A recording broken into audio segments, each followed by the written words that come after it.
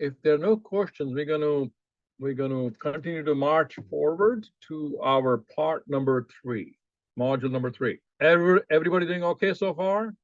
Nobody has fallen asleep? Yes? Yep. Oh, Okay, very good. All right, so let's continue to march forward. I appreciate all of everybody's continued participation here with enthusiasm. So let's move forward. So analytical method, again, my philosophy, and I want to emphasize what my philosophy is.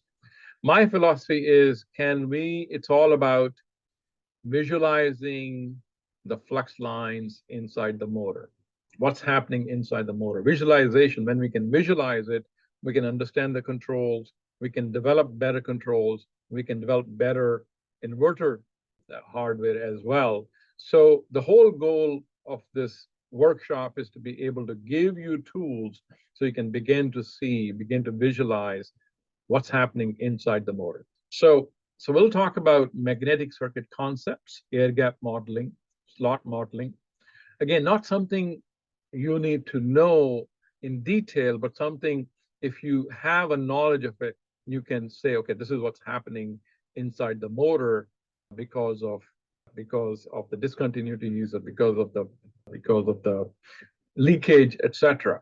Right? So the goal is to look at the flux lines and understand the motor behavior and motor performance. We'll talk about magnetic materials, core loss, and permanent magnet material circuit model, which I think we've already seen it briefly, but we'll go in detail here.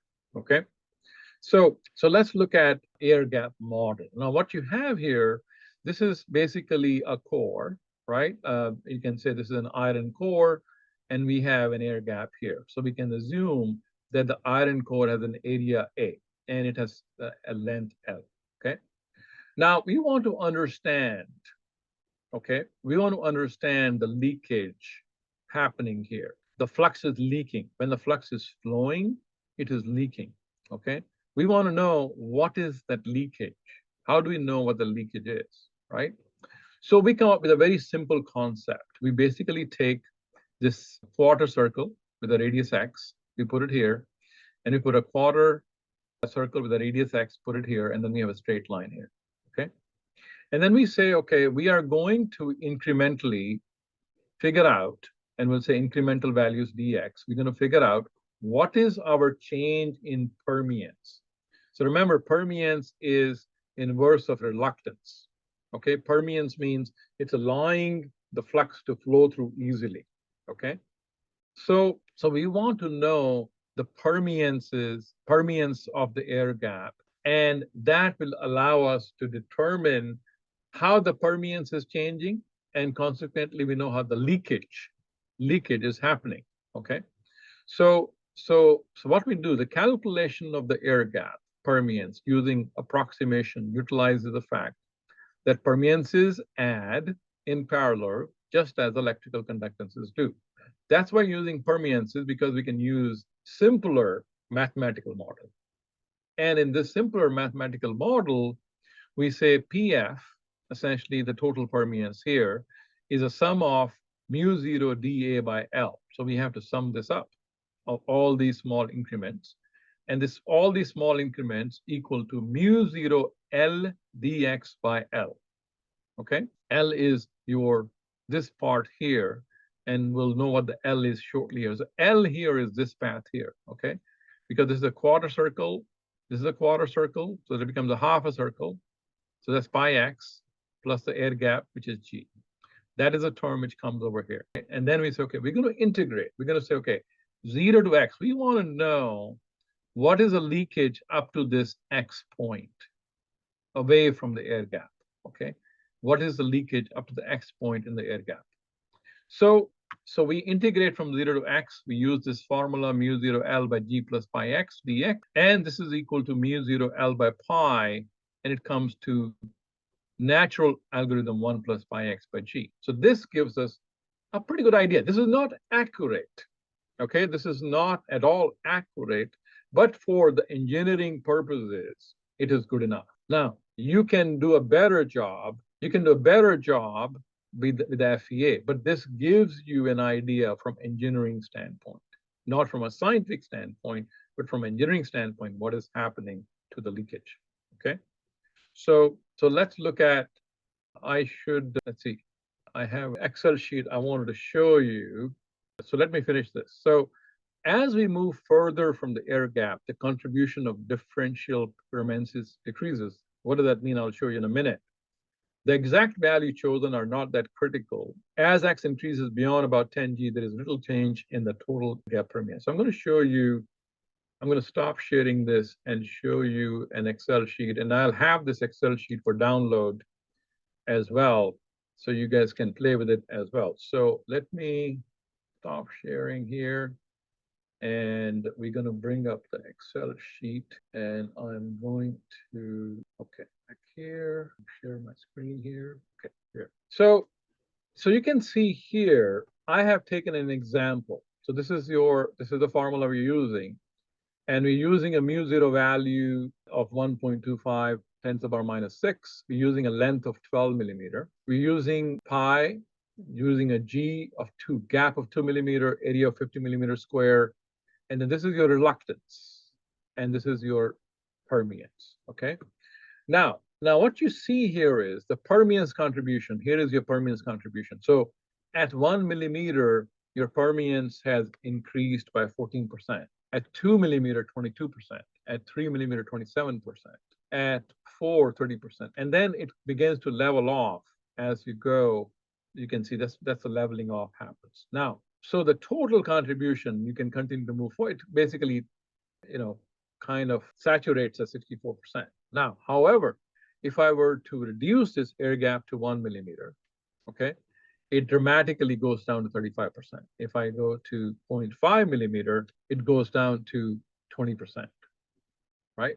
So you can see that you have leakage in the air gap. Whenever you have an air gap, you have a leakage in the air gap. And that is going to effectively increase your air gap value. So in a motor, when I can see the leakage, I know, although I have designed the motor for 1 millimeter, I may be at 1.2 millimeter air gap effectively. So I'm losing 20% of the performance because of the leakage of the flux. Okay, that's what you have to keep in mind, is how much of this leakage is happening. Now, if I were to increase this L to 50 millimeter, right, you can see, not quite, millimeter length. Okay, I guess length, as you increase the length, you're actually flux your air gap. So I do need to increase the area. So that reduces it, right? So when I have to increase the stack, I have to increase the area with respect to the air gap, and that's what brings it down. Okay, so we're going to discuss the significance of that in terms of motor design. All right. Any questions on this? And this Excel sheet would be available for download along with all the workshop materials. So if there's no question here, I'm going to go and bring back the PowerPoint. Okay. So hopefully this will make more sense now. So as we move further from the air gap, the contribution of differential permeances decreases. The exact value chosen are not that critical. As X increases beyond about 10G, there's a little change. It begins to saturate. That's what we're talking about. Okay. Now, so here is where the question comes in. When you have a thin stack, okay, when you have, let's say, a very thin stack motor with a large diameter, then your leakage is going to increase substantially. As you see, we increase the L, it went to 200%. So your leakage is going to increase substantially with respect to L and with respect to the air gap you have, right? Stack height versus air gap. When you increase the stack height, then you are counteracting the leakage flux, because now the leakage flux has less room to escape. So normally in the motors, your leakage is going to happen on the end windings, or on the end of the beginning and end of your stack, right? That's where your leakage is going to happen. Okay. So hopefully that makes sense in terms of looking at the motor design and looking at, okay, can I have leakage in a particular motor design? Now let's talk about similarly about slots, right? So if you have, let's say, if you have a magnet here, okay, on the top. And then you have these slots here, right? And these slots, we're going to characterize these slots. We're going to say this is your air gap, G. And then we're going to say, okay, your straight flux path, permeance is PB. And then you have these flux which travels longer length, we're going to call them. And then we're going to call this slot width here as WS. We're going to call this tooth width as WT. And then we have a slot pitch as tau S. Okay. So very crude approximation of permeance in this case is your PG is equal to mu 0 A minus you subtract the area of this slot divided by G. Very crude approximation, right? But this is not accurate. It could work, approximately, but it's not accurate, right? We can do a better job. And somebody did do a better job of this. So accurate methods to determine air gap permeance, the flux crossing the gap over the slot travels a further distance before reaching the highly permeable material across the gap. We have seen that, right? We've seen that this guy actually travels longer distance, okay? So keeping that in mind, we are going to basically have an effective air gap, and we're going to say, okay, effective air gap is actually more than the air gap. We're going to have this coefficient, which is called Carter's coefficient. The Carter's coefficient basically says your effective air gap, because of the leakage and because of this is because of the discontinuity in the slot, not the leakage. Discontinuity in the slot is actually more. And you have to take that into account when you're looking at the motor performance. So Carter used conformal mapping technique, and you can look up what the conformal mapping technique is. Basically, you're doing conformal transition between complex and complex planes and the variables to be able to have a simpler solution, right? So Carter was able to determine an analytical magnetic field solution, and he came up with 3 different expressions, okay? We call KC1, KC2, and KC3. We don't have to go into the details of these formulas. Suffice to say that we get a formula for PG, which is 2PA plus PB. However, what's interesting here is, so if we plot these 3, KC1, KC2, KC3, with respect to air gap over the slot pitch ratio, we see this number can go up to 9%. Okay, so 9% effective air gap increase. Now, as your air gap, this ratio goes up, then this obviously decreases, right? But the disadvantage of this is one side of the story. The other side of the story is as you increase your air gap, your flux is going to increase. Okay, so you have to interpret this particular chart with respect to what's happening of the leakage flux in the air gap, because that's happening at the ends, right? At the ends of your motor. So as you increase the gap, obviously your Carter coefficient contribution goes down, but you have a downside of having more leakage. Okay, so KC1, KC2, KC3, essentially you're going to have an impact anywhere from 9% you can say about 1% in terms of your effective air gap being increased. Again, very rule of thumb kind of formulas. FEA obviously can give you much better result of what is happening to your air gap. But this is good to understand, good to visualize, so we can actually interpret the FEA results better. All right, so let's move forward. So here are the conclusions. The correction factor increases as the slot percentage WS by tau S increases. So you've seen that the correction factor is going to go up. So you can see here that this is different WS by tau S. 20% it goes up, 10% it goes down, 5% it goes down, right? So there's an impact of the ratio of the slot width versus the pitch of your slot. The correction factor decreases as the relative gap length increases. Okay. Smaller slot openings and larger air gap lengths require less correction factor because the influence of the longer flux path length in the slot area is decreased. This is also backwards in a sense that it's directly contradictory to we are trying to have more slot opening because we can have more copper and we can have more efficient motor. And we want to have a smaller air gap so that we can have no leakage and more torque. But what happens is, however, with this, you're going to have on the other side, you push the balloon on one side, it goes up on the other side. So the optimization requires you to find the balance. Okay. So you have to be able to come up with a solution where you have minimum effect on your air gap performance. So, and then there is a note about the magnets, right? The presence of a permanent magnet across the air gap from the slotted structure changes the computation of Carter's coefficient. Now, magnet is essentially air gap.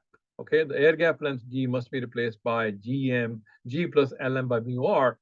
Mu r for a magnet is approximately 1. So your air gap G actually effectively increases by that factor. So you can have automatic reduction in the Carter's coefficient when you have a magnet because your air gap is okay. So, and the other factor you have to keep in mind is what is happening to the flux at the bottom of the teeth, okay? Because of your slot, your flux lines get concentrated, and as a result, your core begins to saturate. So the presence of slots squeezes the air gap flux into a cross-sectional area 1 minus WS by tau s. This is the ratio of the slot width versus pitch, times smaller than the cross-sectional area of the entire air gap over one slot pitch. So the average flux density goes up. B is equal to phi by A at the base of the teeth is greater by a factor of 1 inverse of this number, right? So here is an example where, let's say your air gap flux density is 1 Tesla and your slot fraction is 0.5. And this means your flux density at the base is 2 Tesla. So since the flux density level is sufficient to saturate most magnetic materials, there is an upper limit to the achievable air gap flux density in a motor. So this is the tail that wags the dog. If your core saturates, our air gap flux density has reached the limit. We can no longer exploit more performance out of the motor, right? That's your basically the sign when your core begins to saturate, you cannot leverage any more out of that magnetic architecture. So you have to keep that in mind.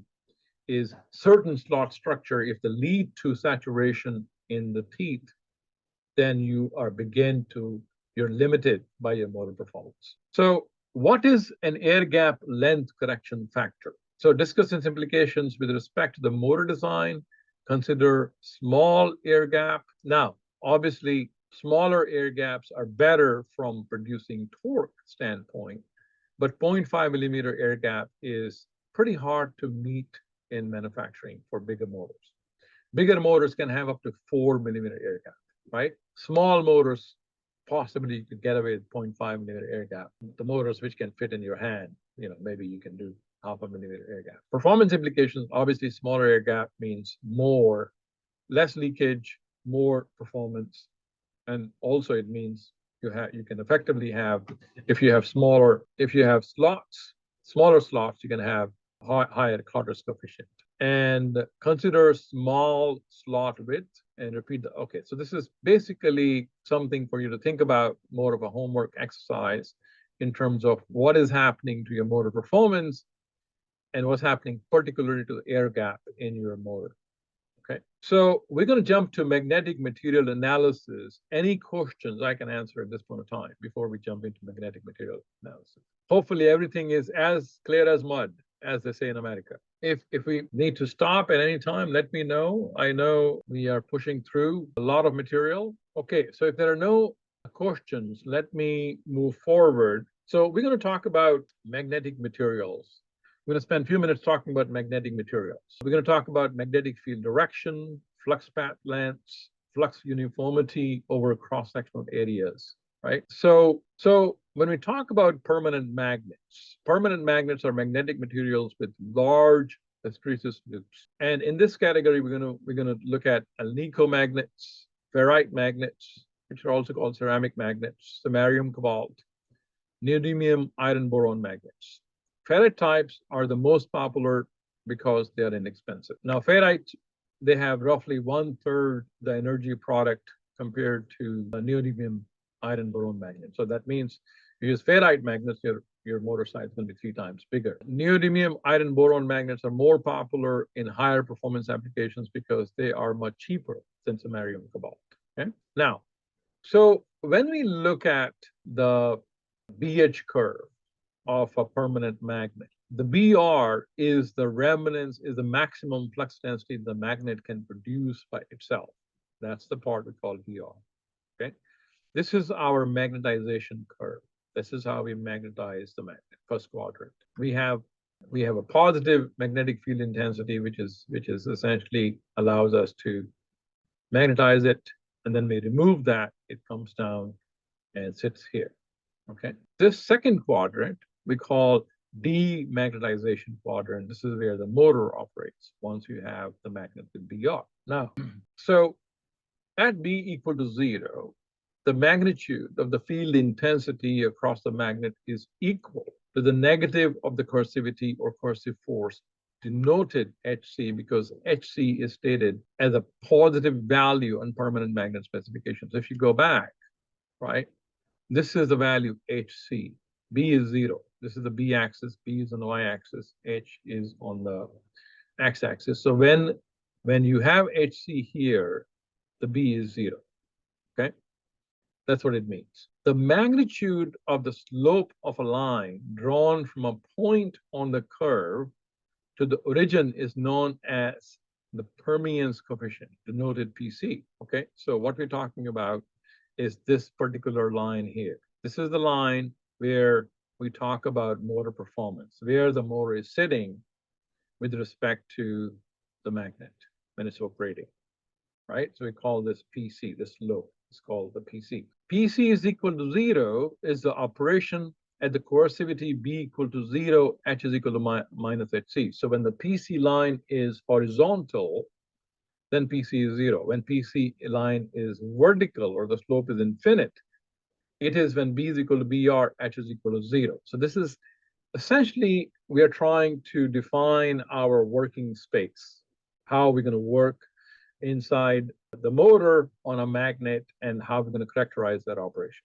All right, moving forward. Permanent magnet materials such as samarium cobalt and neodymium iron boron materials have straight demagnetization curves throughout the second quadrant at room temperature. Thank God for that.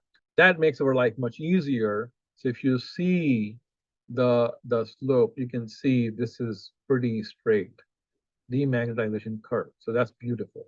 Okay, that doesn't, that we don't have to deal with multiple points as you will have to deal on the first quadrant, right? So this is essentially pretty straightforward to deal with. The slope of the straight line demagnetization curve in the second quadrant is equal to mu r, which is the relative recoil permeability of the material, okay?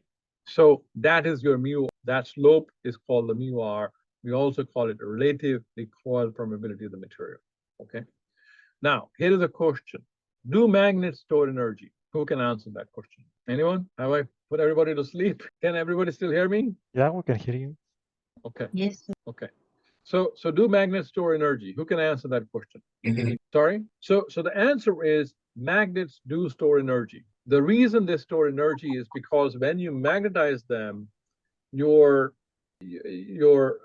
have all the particles inside the magnet are oriented in a certain direction, right? And that is energy. And so it is like your potential energy, okay? And then, yes, in the form of magnetic field, that's correct. So in the form of magnetic field, that is the energy being stored in the magnets, okay? But this is not a chemical reaction like you have in a battery where the energy actually automatically gets, it's a self-discharge rate, right? Self-discharge rate. You don't have a self-discharge rate in a magnet. Yes, if you put a magnet in a higher temperature, then obviously you can lose the magnetization.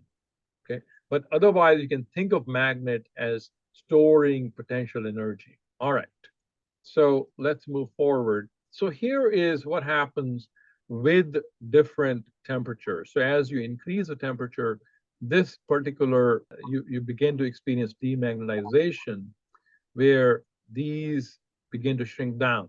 You know, your slope doesn't change, but you begin to lose your B value.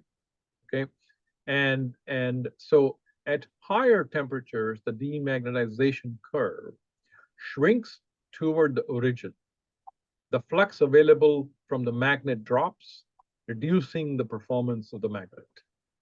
Okay, this performance degradation is reversible as the demagnetization curve returns to its former shape as temperature drops. So as you increase temperature, this area shrinks down. As you decrease temperature, you can recover it back.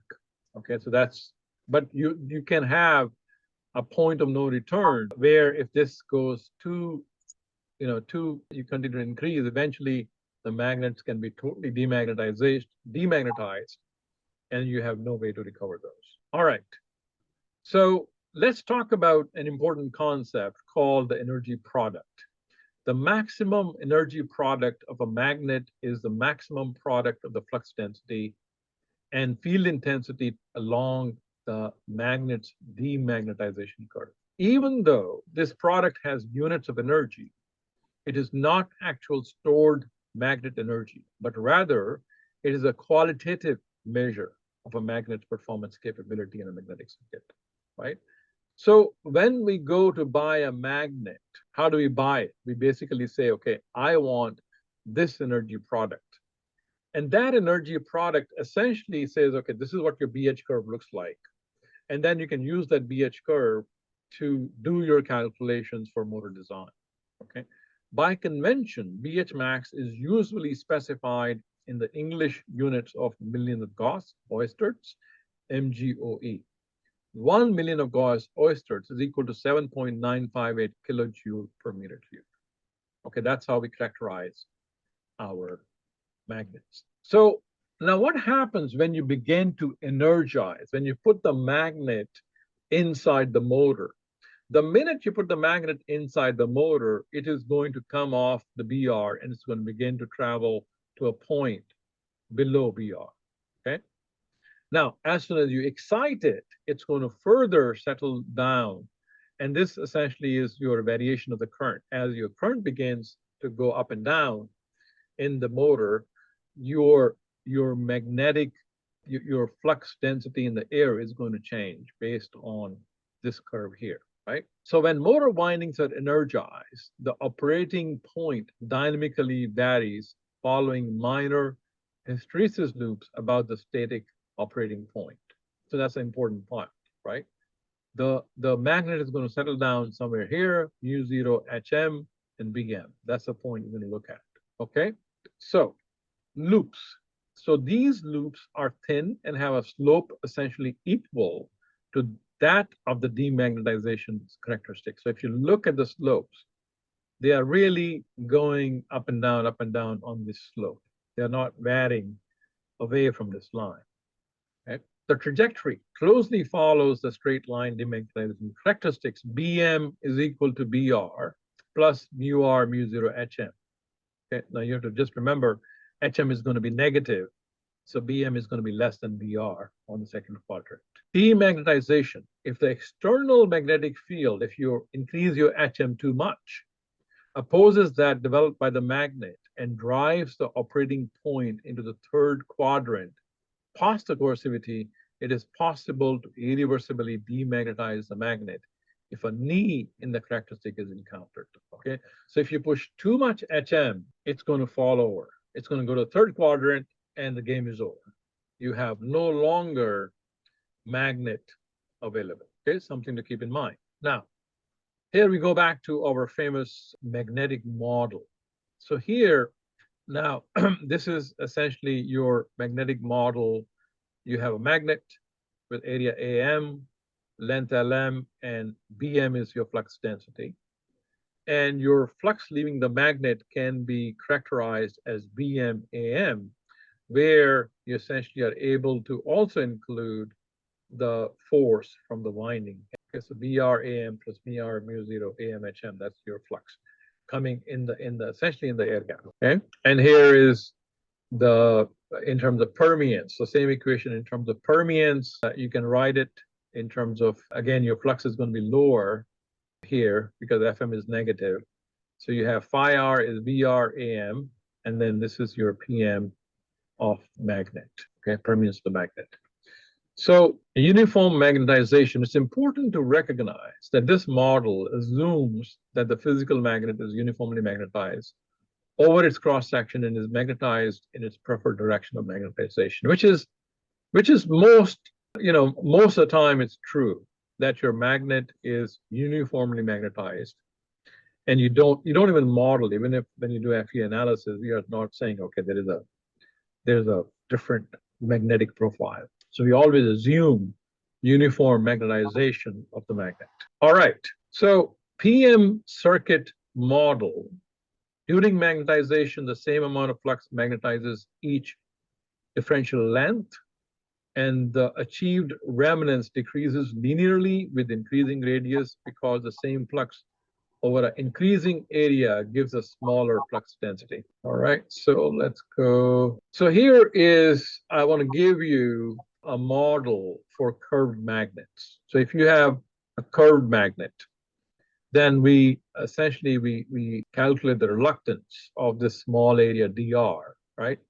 Because reluctances add in series, just as resistors do, the net reluctance of the magnet is given by the sum, that is integral of each differential reluctance. So you have here a magnet of length L, you have this magnet length of Lm, or height, you can say, of the magnet Lm, and it has a radius of Ri, and then it has got a curvature or arc theta m. And so if you calculate this the incremental reluctance, then we have this formula, which basically, and you can ignore all this and let's focus on this formula. Permeance is essentially, what it means is you have, this is the arc length, theta m Ri, right? So this is equal to a rectangular block. You have essentially taken a curved magnet and and and made it a rectangular block having width theta m Ri and length Lm. Okay, theta m Ri is basically your arc length, and your length Lm is your height of the magnet, right? So you basically said, okay, this is my rectangular magnet, which is similar to a curved magnet. That's what all this math means. And so this is that's all the material about the magnetic materials. Any questions before we get into some equations? We have about half an hour before we take a break, an hour break. So, or maybe we have, I guess, let's see. Yeah, we have about half an hour before we take an hour break. Any questions on the magnets? Anything we need to revisit? Okay. So let's talk about some basic equations, okay? And these basic equations, and I want to talk about field weakening as well from a standpoint of field weakening. So when you look at torque speed curve, so this is a torque speed curve here. Tell me what you look at. What are the areas? What is WQ, what is WD, what is Q, what is D? Who can tell me about this torque speed curve? What are the different regions mean? Go ahead, Deepak. This is basically the torque speed characteristic of a typical drive. Hello? Yeah, we can hear you. Yeah, continue, please. So omega q, if you see, is basically the considered to be the base speed, and so till that, if you see, the torque remains constant, or we can say the rated torque can be, full rated torque can be applied up till that point, till base. Thereafter, again, if you want to increase the speed of motor, that's basically called the field weakening area.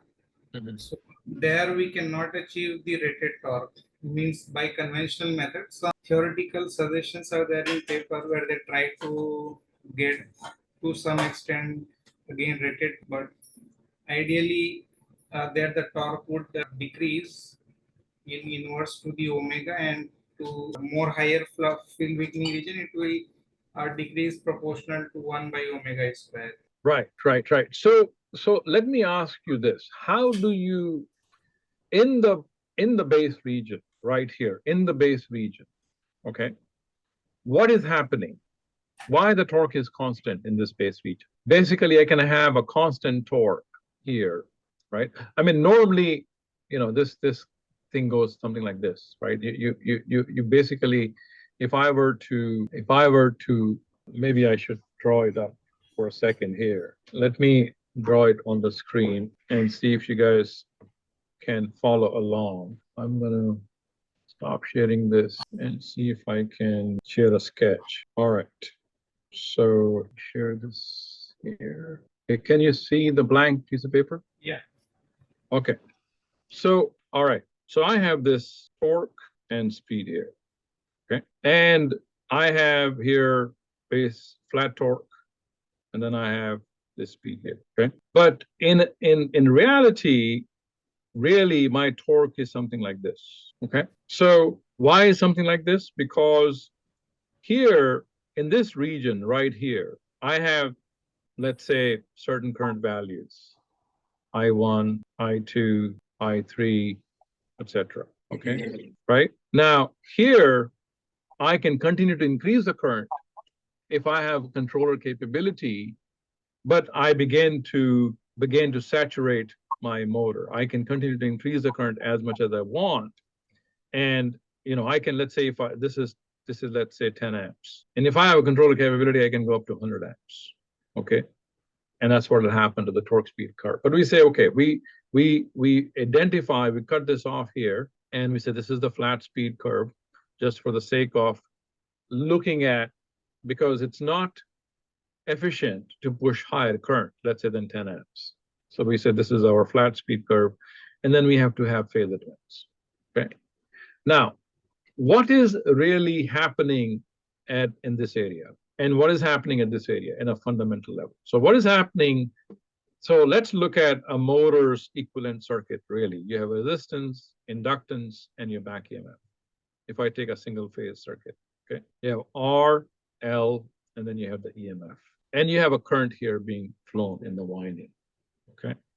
So if I have got, this is my back, what is the shape of what is the phase relationship between the current and the back EMF during this flat torque speed curve? You want to take a shot at that? So this is my back EMF here. This is my back EMF here, okay? Yeah. Under this flat torque speed curve, where we have a base speed here, omega Q, and we have torque speed curve, what is happening to the current?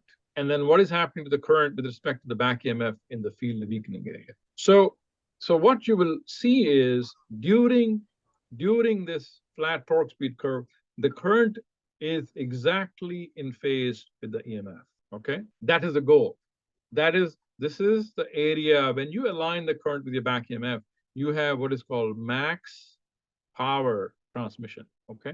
Now, what is happening in the field weakening area? In the field weakening area, what's happening is you are going to, if this is your back EMF, then in the field weakening area, you're going to have what is called a phase advance. This is your I, this is your EMF, and this is your phase advance angle, theta, okay?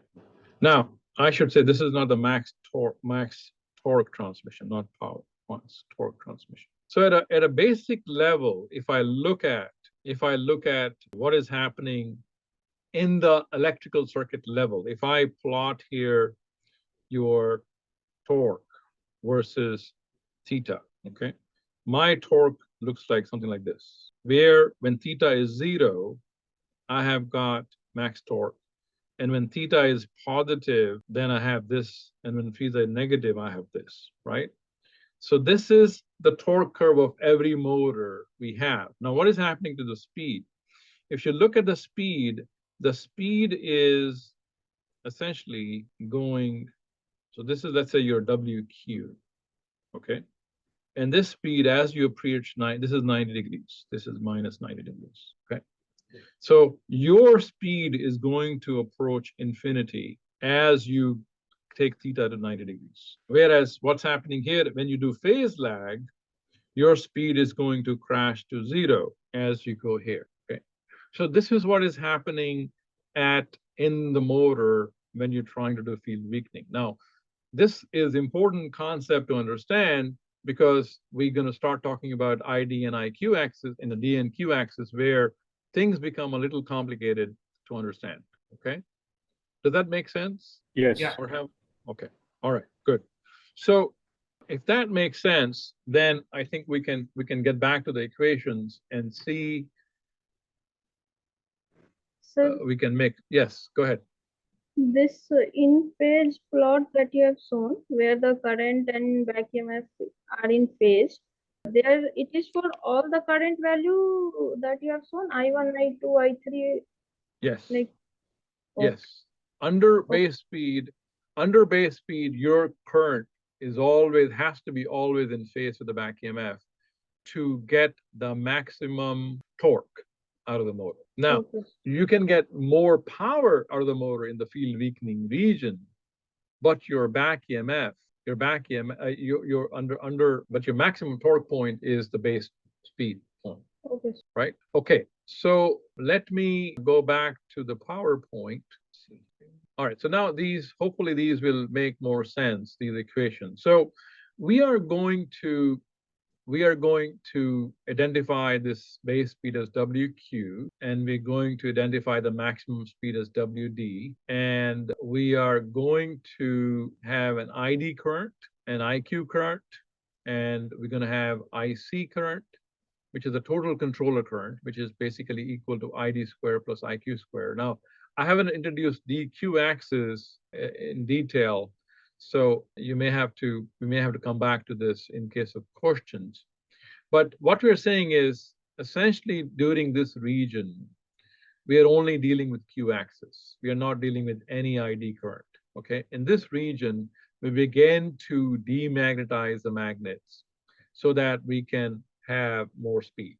And this is basically where we begin to have negative ID current, which begins to demagnetize the magnet, okay? So ID is equal to 0 in this region, and your IQ is equal, controller current is equal to IQ.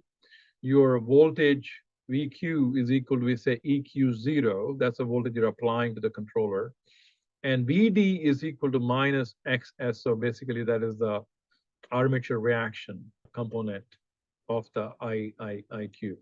Okay. So at WD, which is this point here, at WD, we have only ID current available. Okay, you basically are here, ID current available, and that is equal to, and X is a speed ratio. We'll talk about the speed ratio in a minute, equal to EQ0 divided by the impedance XS0. Okay, so we'll get into detail of this equation here in the next slide here. So what it comes down to, and these are the basic fundamental equations, for example, for a surface mount magnet motor. And so here, if you look at the vector diagram, okay, now we are taking, we start with ID. Normally ID is 0 in the base region, but this is really focused on the field weakening part, right? So field weakening part, you have ID and IQ, you have both components alive, and then you have the voltage applied to the controller is equal to VD plus VQ, okay? And this is your back EMF, this is your resistance, this is your impedance, and this is also your voltage applied, right? So you basically can see how this IQ translates to VQ and this ID translates to VD, and then you have the total voltage being applied. So you have the back EMF, the resistance, and the impedance of the motor, okay? And at WQ, which is your base speed, ID is 0, your IQ is IC, your VQ is equal to EQ0, and VD is minus XSOIC, and I is JIQ is equal to JIC. Essentially, that is, you do not have a D component, so that's how it ends up being if you use this particular vector diagram. And then your VC square, controller voltage we need to apply to the motor, equal to EQ0 square, basically, which is VD square plus VQ square. square of these two terms, okay? And your IC comes out to be VC square minus IQ0 squared divided by XSO squared. What I'm leading up to is in a WD where you have the maximum speed possible, you have ID available, and that is your speed ratio WD over WQ, and then this is your controller current requirement at that point. So this is eventually what it leads to is this amazing field weakening equation, which is highly nonlinear. And I'm going to talk about it a little bit more in terms of how do you do field weakening in terms of the simpler circuit. But you can follow the math along and figure out what the ID value needs to be for various values of speed based on this math. Okay. So now my question is, just from a conceptual standpoint, how do I do field weakening? For example, let me go back to my diagram. Okay. So let's just try to understand this conceptually. What should I use from a, I would say intuitively, what should I use?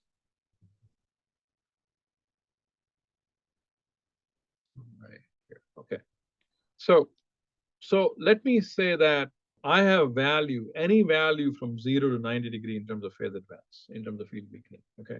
I can pick any value with it from 0 to 90 degrees. So how do I decide which value to pick after I leave the base speed? So I can essentially make a table, okay? I can make a table here and I can plot, okay, I'm going to do theta here and I'm going to put current here, okay? So I may vary theta from 0 to 90 degrees here. And I may vary current here from, let's say, I1 to whatever, I10 values. Okay, so what I'm going to do is, and I'm going to plot, essentially, you can do this in FEA analysis as well.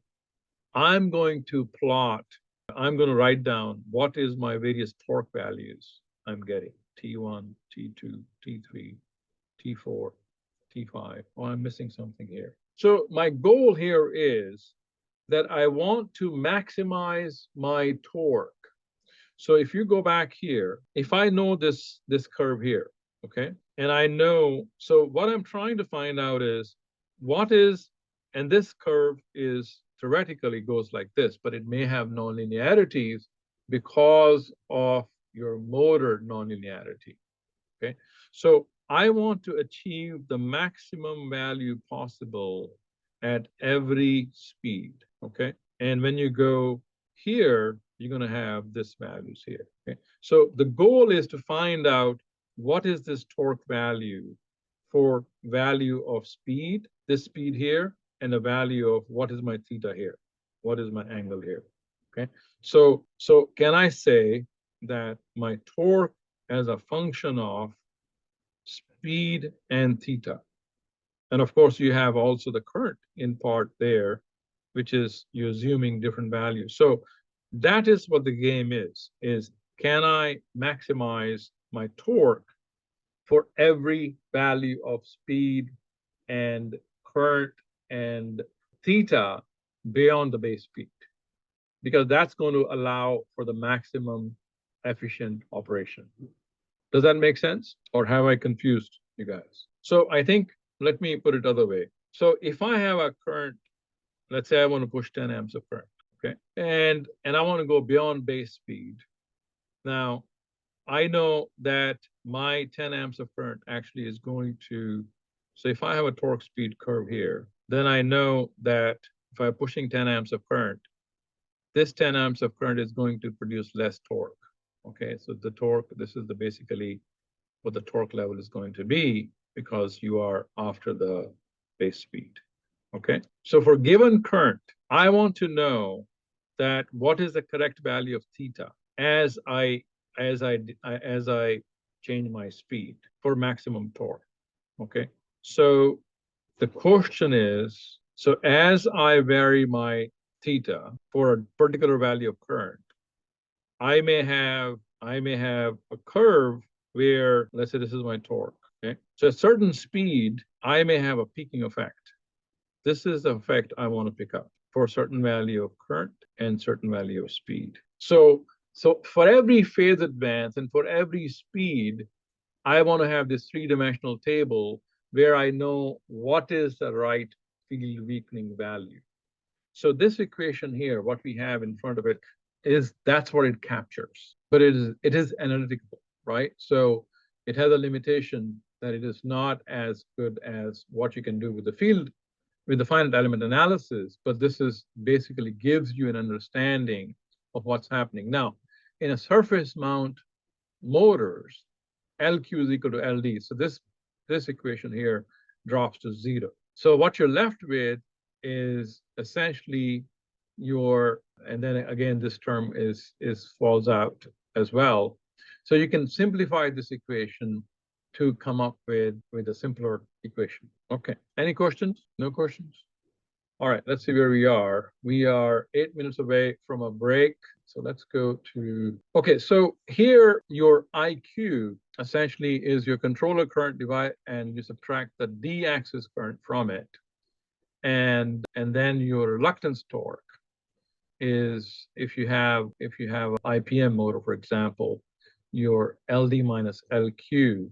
Now LQ is higher than LD, so you have to have negative ID to make this a positive reluctance torque, right? And your synchronous torque is essentially your MP lambda IQ, okay?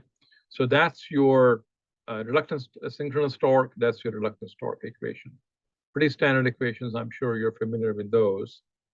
And so your M here is the number of phases, your P is the number of pole pairs, and then lambda is your flux linkage because of the magnets, right? We're going to get deeper into it, but this is just to give you guys an idea about field weakening part of it, okay? And then you can see the controller voltage, and then you have, I guess, XTID. Okay, I think this is pretty straightforward. Total electromagnetic torque is equal to synchronous plus reluctance. Then your controller voltage can get calculated from these equations, and your controller and your phase advance essentially is that number there. All right, let's see here. And then the base speed, the performance is much simpler to analyze. You have IC, so ID is minus IC sine theta, and theta in this case you have is 0 degrees, right? So it's 0, and IQ is IC, and then VD, this term drops out, and then VQ is, this term is 0. So you essentially have the back EMF component plus the resistance part here, right? So this back EMF component is a little more elaborate, as it has got a number of turns and the stack length, etc. So this also comes from a spreadsheet, which I'm happy to share with you guys so that you guys can actually go through the math on the spreadsheet. Okay. All right. So we are going to move on to module number 4. Any questions I can answer at this point of time? Sir, can you go to slide number 153? 153. So let's see. Yes. This is 154. You want to go back or forward? Back. Okay. This one's like that. Yeah, this one. What happens? Like, how does these equation change if we are analyzing torque speed characteristics in fourth quadrant? So when you talk about the fourth quadrant torque speed curve, so you have negative. So let me draw it. And so let me share my wonderful. Okay. So 1, 2, 3, 4. Correct? Torque, Yes. speed. Correct? Yes. So in this region, you have positive torque, positive speed, right? In this region, you Yes. have negative torque and positive speed, Yeah. right? So what is happening in region number 4? So this is your regeneration region, right? Yeah. That means your back EMF is this way, but your current is this way. Or base speed. Sorry? At base speed, because these two are in phase here. So are you talking within, Yes. like, for the region Yeah, I mean, within the base speed? correct. Well, we can talk about region beyond the base speed, but your current is opposite to your back EMF. Okay. So here you have positive current, positive torque equal to positive current, okay? Here you have positive torque, Here you have negative speed, but this is also equal to positive current. Your current is in phase. Here you have negative torque, negative speed. This is called reverse motoring, okay?